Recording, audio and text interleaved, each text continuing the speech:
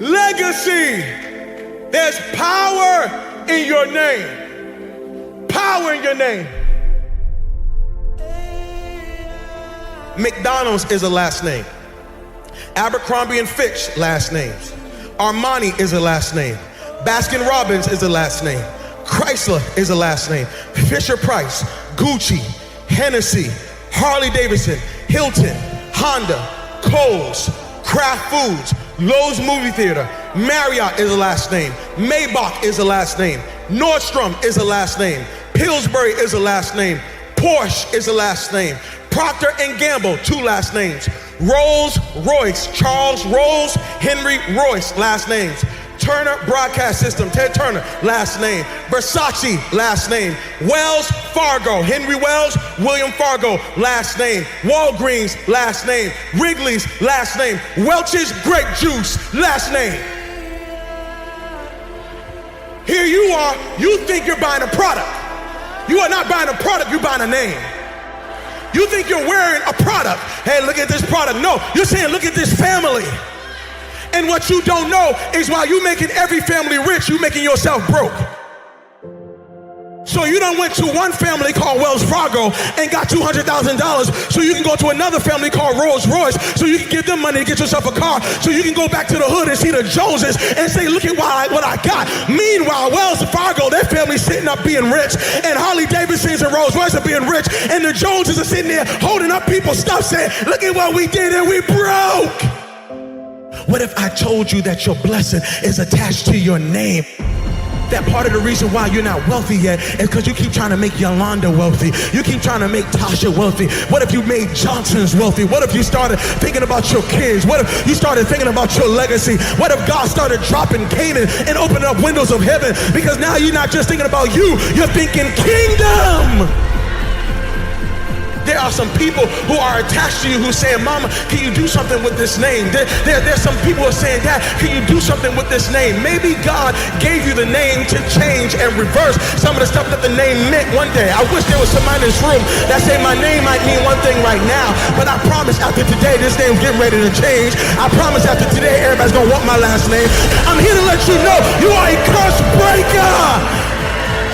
You're thinking kingdom. You are not just getting married, you're breaking a curse. You are not just graduating from college, you're breaking a curse. You are not just getting out of high school, you're breaking a curse. You are not just saved, you're breaking a curse. And everybody around you is about to be blessed because of what God's getting ready to do in your life.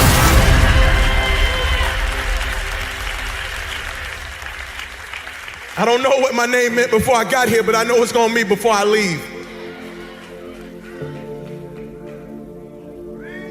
You got a legacy.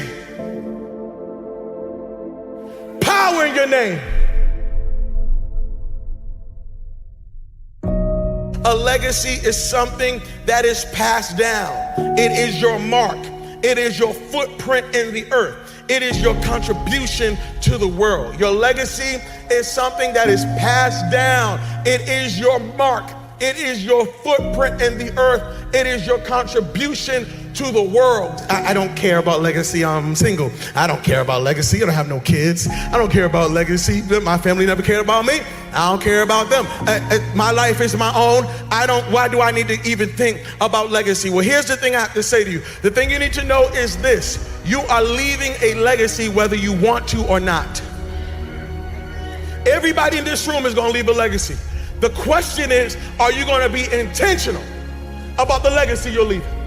Are you actually going to be intentional, or are you just going to let anything be passed down, anything be given to others on your behalf? Don't let it be so. It's like this past weekend, I went out to go preach. And when I went to go preach, I went into a city and I rented a car. When I went to the rental car, they said, go downstairs in the garage, you can grab any car. When I went down there were only 2 cars. There was one car that looked like it wouldn't make it past Monday. And then there was another car. So I went to this car, but when I got into the car smelled like cigarette smoke. And so I took off with the car because, I'm just like, hey, let me get out of here. And so I'm driving the car for a couple of days. When I bring the car back, drop off the keys, they say, hey, you have any problems with the car? I said, no problems with the car. They said, all right, cool. I leave, and they said, I looked on my email, and they billed me $350. How you gonna charge me I've never smoked a day in my life. They said, sorry, sir, you brought the car back smelling like cigarettes. I said, no, I didn't bring the car back smelling like cigarettes. Y'all brought me a car that smelled like cigarettes. They said, no, all we know is that you brought us a car with cigarettes, so you have to pay the price. Can I tell you something? That is a picture of many of our lives. Some of us lived a life that stunk so bad. And many of you are paying a price for a life that you didn't live, but somebody lived before you, and they handed you down a name or a life that stunk so bad that now you got to pay forever for it. And I'm here to let you know, stop giving people this dirty, nasty, stinky life. Why don't you build a legacy so when somebody gets into the car of your life, they want to say thank you instead of, I can't believe what you did to me. Everybody here has struggled with an addiction that's not yours. It was an addiction that your family didn't deal with. It was an addiction that your father just overlooked. And so it got passed down to you. And now you're struggling with this addiction. But truthfully, if you track the addiction, your father had it, and your grandfather had it, and your great-grandmother had it, and your whole family had it. And because they didn't deal with it, because they weren't thinking legacy, now you're driving in a car that you got to pay for. And God is saying, the buck stops here, that this is it. I put you in the earth because you're about to stop some stuff. I know people who went to go buy a house, and when they went to go buy a house, they saw their credit report, and the credit score was so jacked up, and when they saw the report, they realized that mama had gave out their social security number to the whole family. And everybody done rented stuff and didn't pay back, and everybody had electric bills and cell phones that don't even exist no more. Why? Because somebody didn't care about legacy, and they handed you a bill, and now you can't walk in Canaan, not because of your issues, but because of some issues that were passed down. God forbid you are sitting in this place saying, I don't care about legacy. You need to care about it, because somebody's got to live in the life you have. You are passing something down whether you want to or not.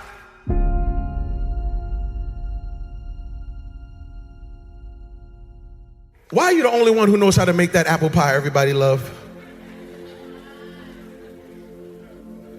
Why are you the only one who knows how? So you mean to tell me, can't nobody else make that sweet potato pie recipe but you? So you're gonna just die and you're not gonna tell nobody what the secret was? Even Colonel Sanders.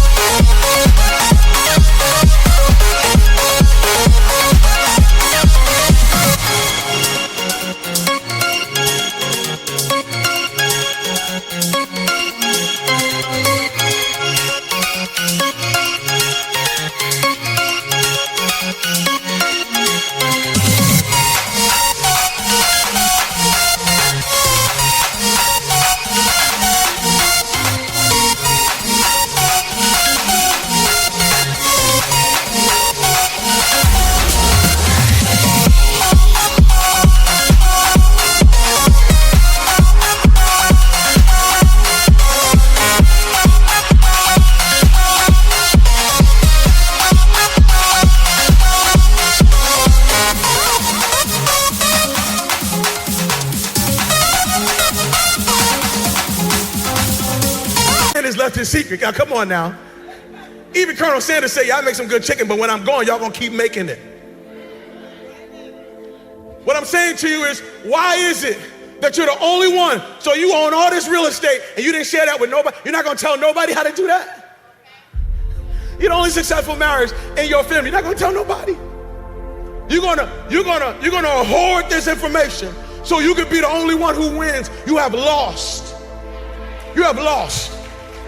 You have lost. And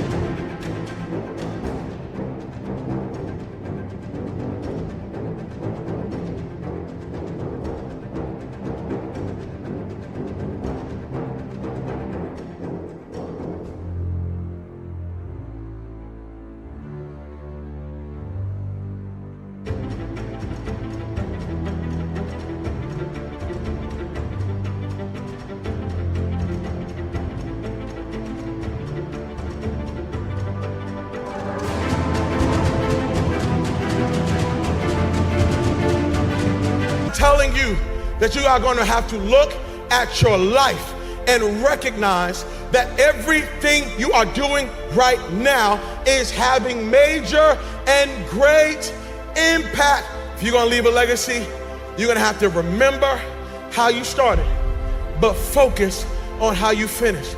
I don't want you to forget how you started. I don't want you to forget that Father wasn't there. I don't want you to forget some of the conditions that you were raised in.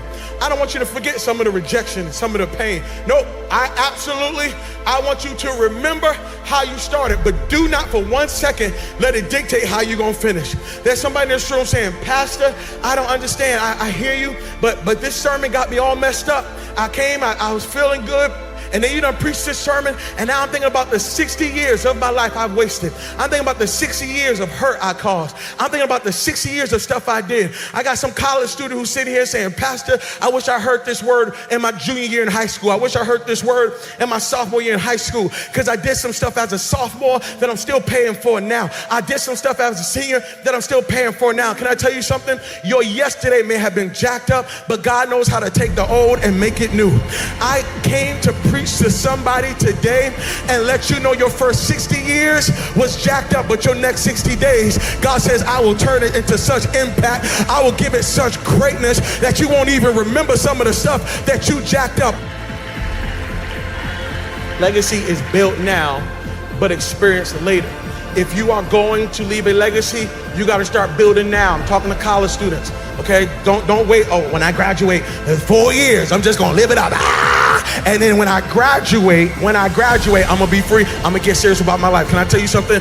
I know 40-year-olds who are living under the consequence of things they did from 18 to 22.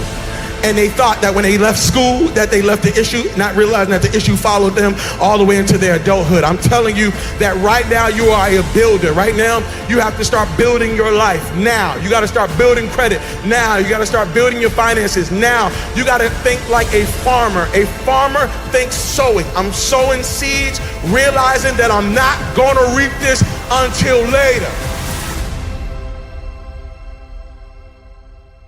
Your last name is bigger than your first name. I don't care how you got your name, but you need to be living for your last name. Your first name is about you, but your last name is about us.